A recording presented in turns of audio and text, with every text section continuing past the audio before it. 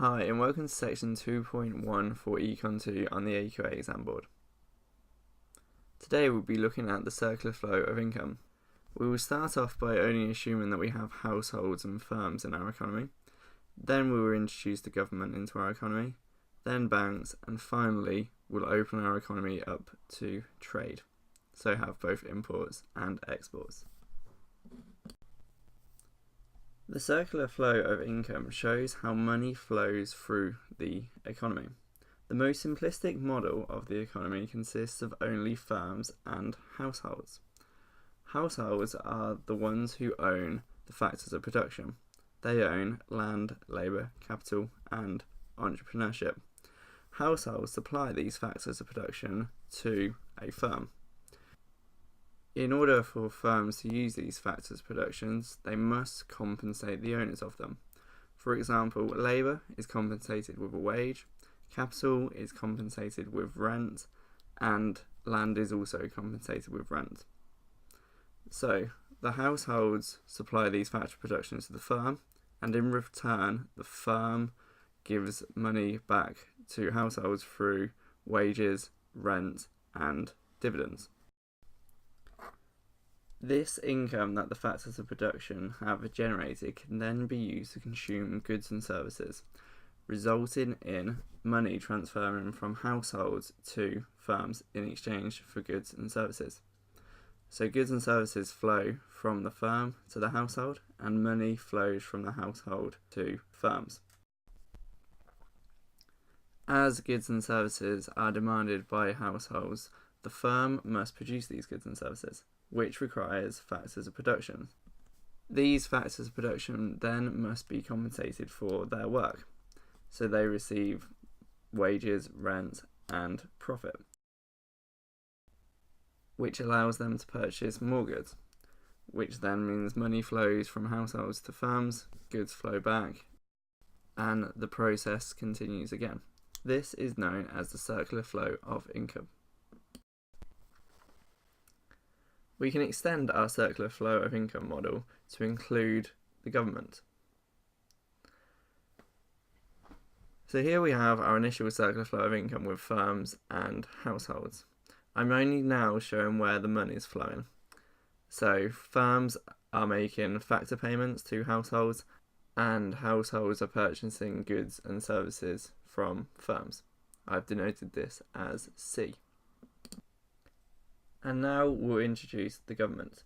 The government receives revenue through taxations, and it gains this revenue from a variety of different taxes, such as corporation tax, which is a tax on the profits of firms, income tax, which is a tax on wages that labour earns, or VAT, which is a tax on goods and services.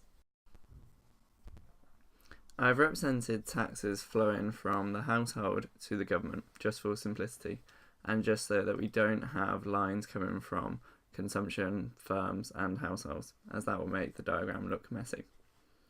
Taxes are money that is leaving the circular flow of income.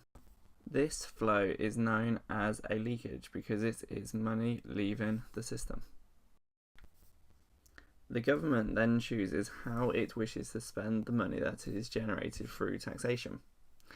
They could choose to keep all this money that is generated, or they could choose to put the money back into the system, which is known as an injection. An example of an injection by the government would be the purchasing of goods and services from the private sector. Another example would be transfer payments. A transfer payment is when the government gives money to an individual and no good is provided in return. An example of this would be job seekers allowance, tax credits, child payments, and many more.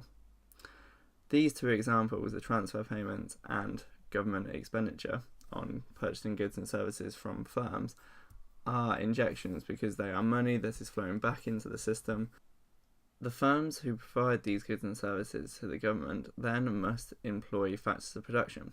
These factors of production then receive a compensation for their services, and the households who own the factor of production then choose to consume more goods by firms, which then need to be created by firm, which requires factors of production, which then the money flows back to households, households consume more, which flows back to the firms. With the example of transfer payments, money from the government is going to households. Households then choose what to do with this money. The majority of time, this money is used to purchase goods and services from firms. The firm then needs to employ factory production. Households receive the money as compensation for the factory production, and then the money flows around again and again. When the government is purchasing goods and services from firms, it does not always have to be private firms. It could be a government-owned firm, for example, the NHS or the police. So to summarise, when the government is involved, the government gains revenue through taxation, which is a leakage, as it is money leaving the system. The government then chooses how to spend this money. When they spend the money, it is known as an injection, as it is money going back into the system, back into the circular flow of income. We can now add banks into our system. A household will not choose to spend all of their income. Instead, they will choose to save a certain amount.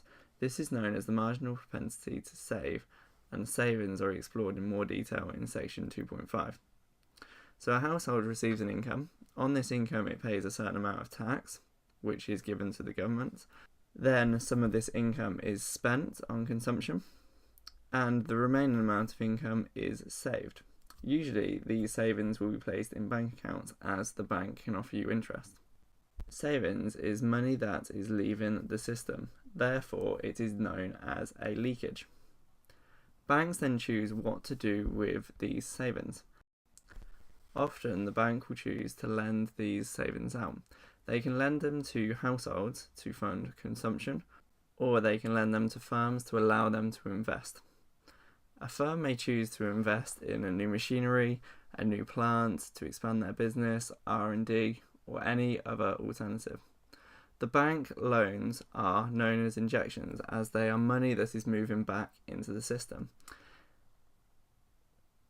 This is the case for both a consumer loan and a firm loan. When the loan is going to a consumer, the consumer is going to spend money in the system. They're going to purchase goods and services from firms. In order for firms to produce these goods, they must employ factors of production, which then is factor payments going to the households, who then have more money and can then consume more goods from the firm. Investment by a firm also requires factors of production in order to produce the goods and services that a firm requires, whether this be a new plant or R&D, hence why investment by firms is an injection into the circular flow of income. We can extend our circular flow of income model to include trade from abroad. All of the examples that we have seen have occurred in a closed economy, which is where there is no activity conducted with outside economies, i.e. there is no exports and no imports. However, in reality, most economies are open to trade, and we can include the rest of the world in our circular flow of income model. Households can purchase imports, which are goods and services that have been made abroad.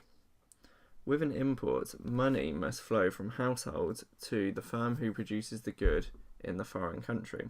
The purchasing of imports is money leaving the domestic economy and going to a foreign economy. It is money going from households in the domestic economy to firms in a foreign economy. And this is why imports are known as a leakage in the circular flow of income. In addition to consumers purchasing goods and services from abroad individuals can also purchase goods and services from domestic firms. These are known as exports. An export is an injection into the circular flow of income.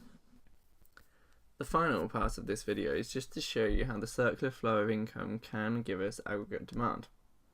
The formula for aggregate demand is C plus I plus G plus X minus M. So here we have our circular flow of income. We've got banks, government, and the rest of the world, or abroad, included in our economy. So we can see that C, consumption, comes from households to firms. I, investment, comes from banks to firms. G is government expenditure, and X is exports, which is a positive effect on aggregate demand, and M is imports, which is a negative effect on aggregate demand. Aggregate demand is explored in much more detail in section 2.4.